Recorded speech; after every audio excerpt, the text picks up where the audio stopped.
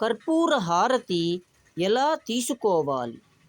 చాలామంది మంగళహారతిని రెండు చేతుల ద్వారా తీసుకుంటాము, కానీ హారతిని కుడి చేత్తో మాత్రమే తీసుకోవాలి.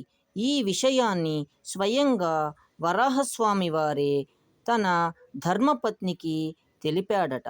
హారతిని కుడి చేత్తో తీసుకుని మొదట తలపై తీసుకుని తరువాత హృదయ భాగంలో, తర్వాత నాభికి ఎడమ భాగంలో స్పర్శించాలి.